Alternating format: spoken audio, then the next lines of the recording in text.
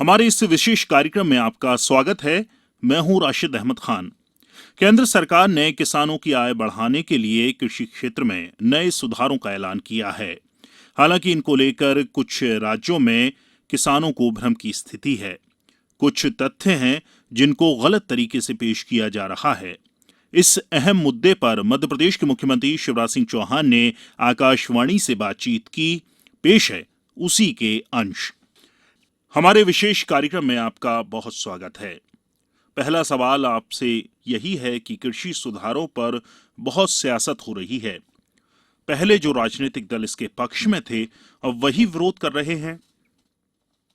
ये केवल सियासी दल नहीं है, ये पाखंडी है जो जब सत्ता में होते हैं तब बात करते हैं कि मॉडल एपीएस एक्ट लागू की एपीएमसी एक्ट लागू किया जाए, और बाद में जब वो लागू होता है किसानों के हित में तो ये घड़ियाली आंसू बहाने लगते हैं। न केवल आंसू बहाते बल्कि घड़ियाली बन जाते हैं। मुझे कहते हुए तकलीफ है कि सारे राजनीतिक दलों ने, इंक्लूडिंग कांग्रेस, मेरे पास शरद पवार जी की चिट्ठी रखी हुई है जो मुख्यमंत्रियों को शरद पवार जी ने लिखी थी जब वो कृषि मंत्री थे। उस समय श्रीमती सोनिया गांधी जी चेयरपर्सन थी यूपीए की। उस समय माननीय मनमोहन सिंह जी प्रधानमंत्री थे भारत के, और तब मुझे शरद पवार लिखते हैं चिट्ठी, जब मैं मुख्यमंत्री था 2011 में, माय डियर शिवराज सिंह जी, और लिखते हुए उसमें मैं केवल 2 लाइन पढ़ना चाहूंगा, उससे ज्यादा पढ़ने की मुझे जरूरत नहीं है, जिसमें उन्होंने पूरी प्रखरता के साथ मुझे आग्रह किया था कि एपीएमसी मॉडल एक्ट लागू किया जाए। There is a need to amend the present APMC Act on the lines of the Model APMC Act 2003 in order to encourage private sector investment in marketing infrastructure and providing alternate competing marketing channels in the overall interest of the farmers, consumers and agricultural trade. ये श्री शरद पवार जी की चिट्ठी है जो तत्कालीन कृषि मंत्री थे। प्रधानमंत्री थे मनमोहन सिंह जी। एक ने अनेकों बार जब भी अनौपचारिक चर्चा होती थी वो मॉडल एपीएमसी एक्ट लागू करने की बात करते थे, और सोनिया जी चेयरपर्सन थी। अब जब वही एक्ट माननीय नरेंद्र मोदी जी, उनसे बड़ा किसानों का हितैषी हिंदुस्तान में कोई नहीं है, जब वो लागू करते हैं तो कांग्रेस यू टर्न ले लेती है। इतने नहीं, अभी 2019 में, ये सियासत देखिए कांग्रेस की, 2019 के मैनिफेस्टो में इसी कांग्रेस ने साफ साफ लिखा था, Congress agricultural produce market committee act को निरस्त कर देगी और कृषि उत्पादों के व्यापार की व्यवस्था करेगी, जिसमें निर्यात और अंतर्राज्य व्यापार भी शामिल होगा, जो सभी प्रतिबंधों से मुक्त होगा। उनके घोषणा पत्र अब भी वेबसाइट पर पड़ा हुआ है, जो चाहे देख सकते हैं। मैनिफेस्टो के पेज नंबर 17 में पॉइंट नंबर 11 में ये दर्ज है। ये कैसा दोगलापन है मैडम सोनिया गांधी जी। आप कहती है मैनिफेस्टो में, आपकी कांग्रेस कहती है मैनिफेस्टो में कि असेंशियल कमोडिटीज एक्ट को खत्म कर उसकी जगह ECA 1955 के नाम से नया कानून लेकर आएगी। यह भी आपके घोषणा पत्र में दर्ज है, पेज नंबर 18 पर। आपके युवराज राहुल गांधी जी, जिनको ये पता नहीं है कि आलू जमीन के नीचे पैदा होता है कि जमीन के ऊपर पैदा होता है, गांव, खेत, गलियां, पगडंडियां कुछ जानते नहीं है। 27 दिसंबर 2013 को राहुल गांधी जी ने कहा प्रेस कॉन्फ्रेंस करके कि कांग्रेस शासित राज्य एपीएमसी एक्ट के तहत फलों और सब्जियों को डीलिस्ट कर देंगे। ये राहुल गांधी जी कह रहे हैं। और अब ये दोगलापन देखिए, ये पाखंड देखिए, और ये राजनीतिक अवसरवादिता देखिए कि वही काम किसानों के हित में जब माननीय मोदी जी ने कर दिया तो अब आप उसका विरोध कर रहे हैं, भारत बंद की बात कर रहे हैं। मैडम सोनिया गांधी जी, किसान भी समझ रहा है और देश भी समझ रहा है। आप देश में आग लगाना चाहती है, कांग्रेस देश को हिंसा की आग में झोंकना चाहते हैं, और बाकी पार्टियां भी सियासत कर रही हैं। ये राष्ट्रवादी कांग्रेस पार्टी, जिसके नेता Sharad Pawar model APMC act लागू करने की बात करते थे, उनका दोगलापन। डीएमके, जो पहले समर्थन करती थी कृषि सुधारों का, आज विरोध कर रही है। डीएमके के साथ आम आदमी पार्टी के नेता अरविंद केजरीवाल बिना पैंदी का लुटा, जब चाहे बदल जाए। अभी अभी इनने 23 नवंबर को दिल्ली में यह कानून लागू हो गया, तब विरोध नहीं सूझा। अब सियासी रोटियां सेकने के लिए अब ये दिल्ली की सड़कों पर निकल गए। स्वराज पार्टी के योगेंद्र यादव ये खुद कहते थे मोदी सरकार ने 3 साल पूरे, जब पहली बार 3 साल पूरे हुए थे, कि 3 साल पूरे हो गए लेकिन एपीएमसी एक्ट को लेकर कुछ नहीं कर रही, और जब कर रही तो उसका विरोध कर रहे। समाजवादी पार्टी के मुलायम सिंह यादव ये पक्ष में थे। इन्होंने ये कहा था कि मंडियों में एपीएमसी की आलोचना करते हुए कहा था कि किसानों को नुकसान हो रहा है, इसमें बदलाव होना चाहिए। शिवसेना के भी यही विचार थे, टीएमसी भी यही कहती थी। और अब सबके सब पता है उनको कि नरेंद्र मोदी जी से मैदान में नहीं निपट सकते, मैदान में दम नहीं है, कुव्वत नहीं है कि मुकाबला कर सके। तो किसानों को भ्रमित करके एक आंदोलन, जिसमें किसानों ने मना किया कि हमारे बीच में आने की जरूरत नहीं है, उस आंदोलन में जबरदस्ती शामिल होकर आग लगाने की कोशिश कर रहे हैं। इनकी सियासत, इनका झूठापन, इनका दोगलापन, दोमुहापन, इनका पाखंड आज पूरे देश के सामने आ गया है। शिवराज जी, मंडियों को बंद करने को लेकर भ्रम की स्थिति है। हालांकि प्रदेश में ऐसी स्थिति नहीं है, ऐसे हालात नहीं हैं, लेकिन पंजाब जैसे राज्य में इसे कैसे दूर किया जा सकता है? देखिए, मैं सीधी बात ये कहना चाहता हूं, जहां तक किसान हैं, सरकार किसानों के साथ खड़ी है, खुले मन से सरकार बात कर रही है। और पूरे देश में आप देख लीजिए कहां आंदोलन है। मध्य प्रदेश में किसान संतुष्ट है, देश भर में किसान संतुष्ट है, लेकिन एक भी किसान अगर असंतुष्ट है तो हमारा मत है कि उससे चर्चा होनी चाहिए। अगर कोई भ्रम है तो वो भ्रम दूर किया जाना चाहिए। सिंधु बॉर्डर पर भी जो हमारे किसान भाई बैठे वो हमारे अपने हैं, उनके लिए दिल के द्वार भी खुले, चर्चा के द्वार भी खुले। कई बार सरकार ने चर्चा की है, कृषि मंत्री ने चर्चा की है, कल फिर चर्चा होने वाली है। और चर्चा करके अगर कोई शंका है तो उसका समाधान करेंगे, कोई समस्या है तो उसके समाधान के लिए भी रास्ता निकलेगा। लेकिन ये सियासी पार्टियां किसानों की आड़ में केवल देश में आग लग जाए, और कौन कौन शामिल हो गया इसमें? वो लोग जिनका खेती किसानी से कोई लेना देना नहीं है। ऐसे संगठन भी आ गए जिनका खेती किसानी से कोई वास्ता ही नहीं है, वो भी केवल आग लगाने का काम कर रहे हैं, जिसको ये देश समझ रहा है। लेकिन जहां तक किसानों का सवाल है, मैं दावे के साथ कहता हूं, मैं भी किसान हूं, ये तीनों किसान जो बिल पारित हुए, कानून बने हैं, मैं नरेंद्र मोदी जी का अभिनंदन करता हूं। ये किसानों के हित में है। मैं पूछना चाहता हूं सियासी पार्टियों से भी कि अगर मंडी के अलावा मंडी चालू रहेंगी और मिनिमम सपोर्ट प्राइस पर खरीद भी चालू रहेगी। मैं आपको ये बताना चाहता हूं कि इस साल में मध्य प्रदेश ने 1,29,00,000 मीट्रिक टन से ज्यादा गेहूं खरीदा है मिनिमम सपोर्ट प्राइस पर। पंजाब से ज्यादा हमने खरीदा है, पंजाब का रिकॉर्ड मध्य प्रदेश ने तोड़ा है। तो एक तरफ हम एमएसपी पर, मिनिमम सपोर्ट प्राइस पर हम खरीदी सुनिश्चित कर रहे हैं, दूसरी तरफ हम मंडियां खत्म नहीं कर रहे, मंडी के इंफ्रास्ट्रक्चर को भी हम ठीक कर रहे हैं। मध्य प्रदेश में मंडी का जो शुल्क था वो 2 रुपए से घटा के हमने केवल 50 पैसे कर दिया है। लेकिन इसके साथ साथ हम दूसरा विकल्प भी किसान को दे रहे हैं। अगर किसान मंडी के अलावा घर में जाके अगर कोई व्यापारी उससे ठीक दाम दे के खरीदता है तो क्यों ना खरीदे वो। अगर कोई प्राइवेट मंडी में खरीदता है, बेहतर दाम दे रहा है, तो किसानों के पास विकल्प क्यों नहीं होना चाहिए? हम वो विकल्प किसान को देने का काम कर रहे हैं। अगर कोई फूड प्रोसेसर, अगर कोई एक्सपोर्टर किसान से सीधे खरीदना चाहता है तो बिचौलिया क्यों बीच में आए? सीधे एक्सपोर्टर को ठीक दाम पे किसान क्यों ना बेचे? हम उस व्यवस्था का निर्माण कर रहे हैं। तो एक तरफ मंडी ठीक, मंडी का इंफ्रास्ट्रक्चर ठीक, दूसरी तरफ प्राइवेट मंडियां, दूसरी तरफ प्राइवेट व्यापारी को लाइसेंस दे रहे हैं। लाइसेंस पूरे प्रदेश में जाके वो कहीं भी खरीद सकता है जहां किसान और उसका खरीदी पर सहमति और ठीक दाम मिले। तो हम इस पूरी व्यवस्था को प्रतिस्पर्धी बना रहे हैं। देखिए, प्रतिस्पर्धी व्यवस्था अगर होगी तो मंडियां भी ठीक ढंग से काम करेंगी। नहीं, मंडियों में भी कई तरह की असुविधा का सामना किसान को करना पड़ता है। प्रतिस्पर्धा अगर होगी तो किसान को ठीक दाम मिलेंगे। प्रतिस्पर्धा व्यापारियों में भी होगी, प्रतिस्पर्धा प्राइवेट व्यापारी, प्राइवेट मंडी और मंडियों के बीच भी होगी, तो ठीक प्रतिस्पर्धी रेट किसान को मिलेगा, तो चीजों के दाम बढ़ेंगे और फायदा किसान को होगा। इसमें किसी को क्या आपत्ति हो सकती है।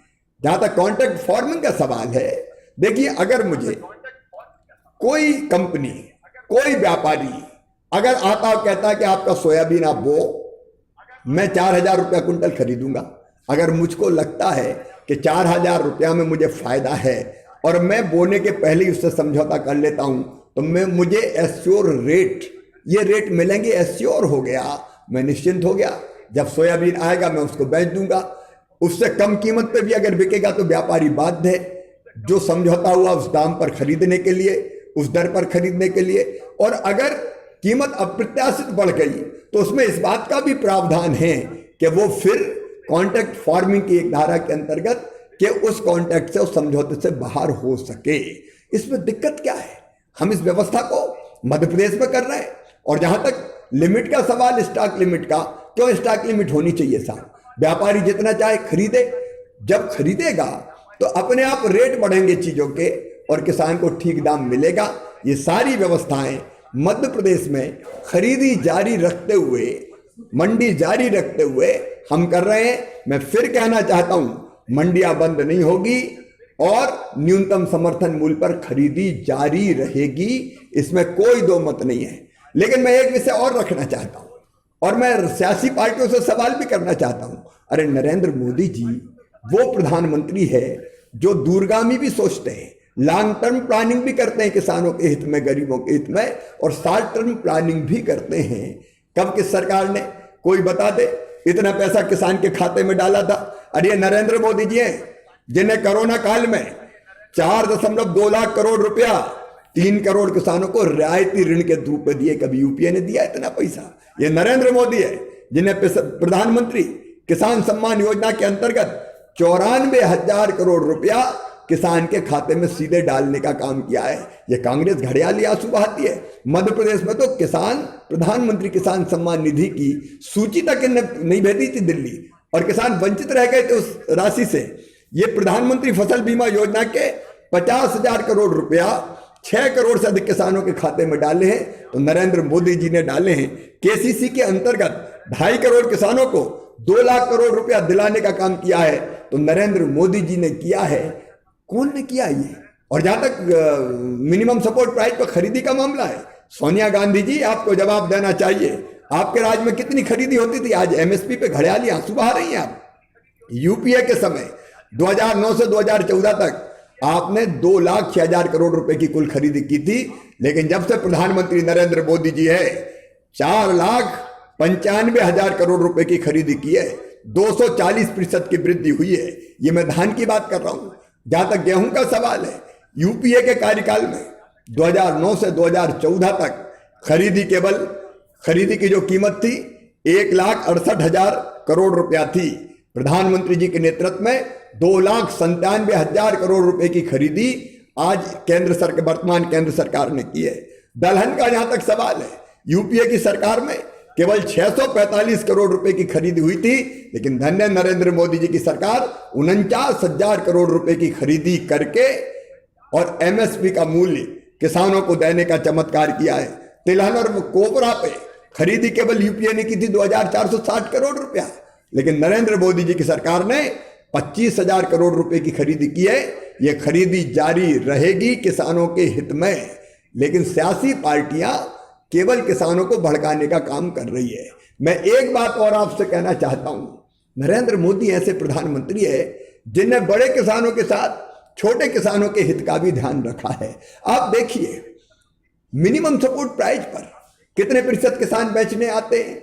मध्य प्रदेश में 80 लाख किसान हैं, उनमें से 15 लाख किसान, 14 लाख किसान मिनिमम सपोर्ट प्राइस पर अपना उत्पाद बेचते हैं। बाकी किसान छोटे छोटे हैं, आधा एकड़ का, 1 एकड़ का, उनका उत्पादन इतना होता ही नहीं है कि वो मिनिमम सपोर्ट प्राइस पे बेचने मंडी जा सके, खरीद केंद्र पर जा सकें। क्या ऐसे किसानों का ध्यान नहीं रखा जाना चाहिए? क्या ऐसे किसानों की हितों की चिंता नहीं होनी चाहिए? ये नरेंद्र मोदी जी की सरकार है जिसने इन छोटे किसानों का ध्यान रखा और प्रधानमंत्री किसान सम्मान निधि जैसी योजना बना के सीधे इनके खाते में पैसा डाला। और मध्य प्रदेश ने 6,000 में 4,000 और जोड़ के 10,000 रुपया उसको किया।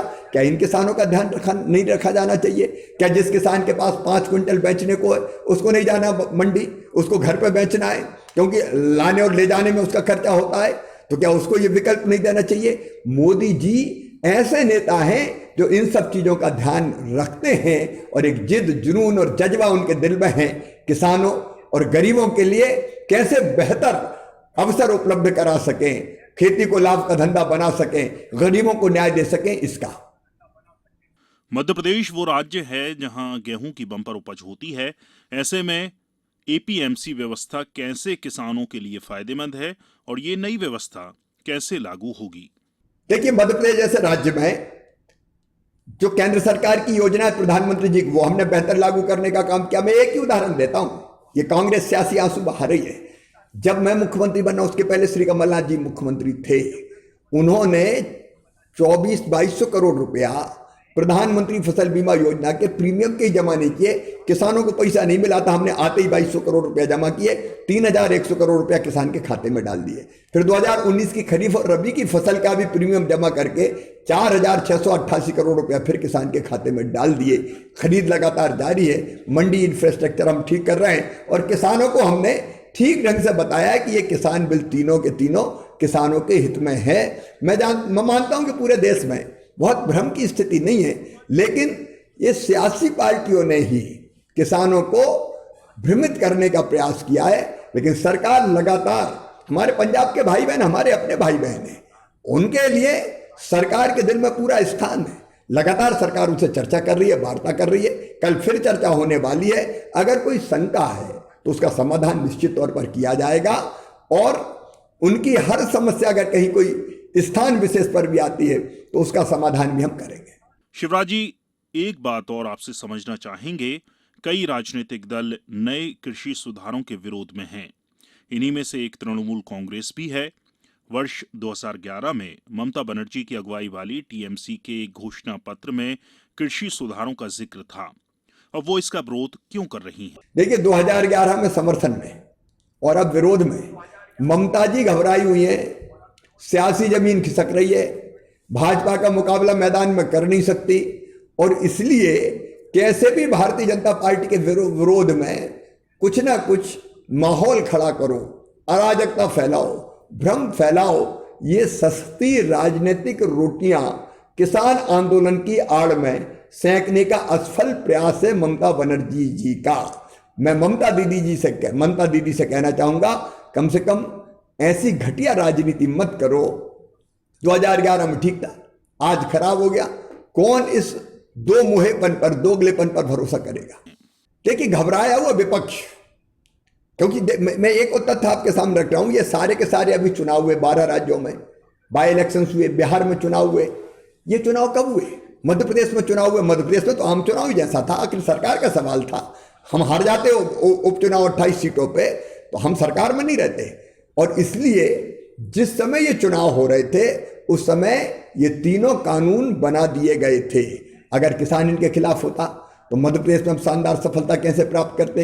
यूपी में 7 में से 6 सीटें जीती, गुजरात में सारी की सारी सीटें जीत ली, तेलंगाना में हमने खाता खोल दिया, एक नहीं कई राज्यों में हम चुनाव जीते, बिहार में हमने सरकार बनाई। अब ये सारी सियासी पार्टियां ये मानती है, राजनीतिक दल ये मानते हैं जो हमारे विरोधी है कि उनकी दाल भारतीय जनता पार्टी के सामने गल नहीं रही, तो खिसियानी बिल्ली खंबा नोचे, जहां मौका मिल जाए वहीं घुस जाओ और आंदोलन में ऐसी परिस्थिति पैदा कर दो। मुझे याद है इस कांग्रेस ने मध्य प्रदेश में भी पहले यही किया था। मध्य प्रदेश में आंदोलन की आड़ में आग लगा के गोली तक चल गई थी और कांग्रेस के नेता भड़काते हुए दिख रहे थे, कई न्यूज चैनल्स ने उनको दिखाया है। तो ये विरोधी दलों की ये साजिश है कि मोदी जी की लोकप्रियता का मुकाबला केवल आग लगा के, भ्रम फैला के, असंतोष पैदा करके करें, लेकिन ये कभी कामयाब नहीं होने वाले। शिवराज जी, आप अपने कार्यकाल में मध्य प्रदेश को गेहूं उत्पादन के क्षेत्र में कई रिकॉर्ड बनाए हैं। ऐसे में आप एक मुख्यमंत्री के तौर पर नए सुधार कानूनों को किस तरह देखते हैं और ये किसानों के लिए कितने लाभकारी हैं? निश्चित तौर पर केवल पुराने कानूनों से आप खेती को लाभ का धंधा नहीं बना सकते। नरेंद्र मोदी जी दूरदर्शी प्रधानमंत्री हैं। अब देखिए, अभी कोरोना काल में आत्मनिर्भर भारत का मंत्र दिया प्रधानमंत्री नरेंद्र मोदी जी ने, और 1 लाख करोड़ का एग्रो इंफ्रा फंड देश के किसानों को दिया, 1 लाख करोड़ का, जिसमें से 7,000 करोड़ से ज्यादा मध्य प्रदेश को मिलेंगे। हम वेयर हाउस बनाएंगे, कोल्ड स्टोरेज की चैन बनाएंगे, मध्य प्रदेश को लॉजिस्टिक हब बनाएंगे, एफपीओज को हम आंदोलन का स्वरूप देंगे। ये प्रधानमंत्री जिनकी सोच है कि अकेला किसान कई बार व्यापारी से उतना मोल भाव नहीं कर पाता, और अकेले की इतनी क्षमता भी नहीं रहती कि अपने उत्पाद को बाहर बेचे। इसलिए एफपीओज बना के, हम किसानों का समूह बना के, हम अपने उत्पाद को एक साथ लाके बाहर भी एक्सपोर्ट भी कर सकते हैं। हम अपने यहाँ भी ठीक दामों पर बेचने का काम कर सकते हैं। हमारे यहाँ एफपीओज बने मध्य प्रदेश में, और संतरे का मालवा फ्रेश एक ब्रांड बना लिया। अब अकेला किसान बेचने नहीं जाता, किसानों का समूह बेचता है तो ज़्यादा प्रतिस्पर्धी मूल्य, उसको ज़्यादा दर मिलती, ज़्यादा रेट मिलते हैं। वैसे ही फल और सब्जियों के लिए जो किसान एक्सप्रेस ट्रेन चलाई ताकि अपने फल और सब्जी को लोड करके दूर भेज के ठीक दाम मिल सके, ये प्रधानमंत्री नरेंद्र मोदी जी ने किया। अब कोल्ड स्टोरेज की चैन बनेगी तो फल और सब्जियां जल्दी खराब नहीं होगी, ये प्रधानमंत्री नरेंद्र मोदी जी कर रहे हैं। तो हमको चौतरफा प्रयास करने पड़ेंगे, 4 उपाय हमको करने पड़ेंगे जो नरेंद्र मोदी जी कर रहे हैं। नंबर 1, उत्पादन बढ़ाना पड़ेगा, और उत्पादन बढ़ाने के कई उपाय भारत सरकार, मध्य प्रदेश की सरकार मिलकर कर रही, बाकी राज्य सरकारें भी कर रही। दूसरे, उत्पादन की लागत कम करनी पड़ेगी। अब उत्पादन की लागत कम करने के लिए मिट्टी परीक्षण करवा के, ये प्रधानमंत्री नरेंद्र मोदी थे जिनने तय किया कि कौन सी खाद कितनी मात्रा में जरूरी है, उतनी डालो, नहीं पता नहीं किसान कितनी खाद डालता रहता था। अलग अलग पद्धतियां आई, मैकेनाइजेशन खेती का हुआ, जिससे उत्पादन की लागत घटी। तीसरा, उत्पादन के ठीक दाम देने पड़ेंगे, और इसके लिए आज की पूरी कवायद है। तीनों नए कानून इसलिए है कि किसान को उत्पादन का ठीक दाम दे सकें, किसान टिक पाए प्रतिस्पर्धा में। छोटे छोटे किसान को खाद और बीज की व्यवस्था ब्याज पर पैसा लेकर ना करना पड़े, इसलिए प्रधानमंत्री किसान सम्मान निधि का कार्यक्रम प्रधानमंत्री जी ने लागू किया, और इसलिए किसान को उत्पादन की ठीक लागत मिले। तीसरी चीज है उत्पादन, अगर किसान ने जो चीज उत्पादित की है तो उसमें अगर कोई नुकसान हो जाता है तो किसान को नुकसान की भरपाई की जाए।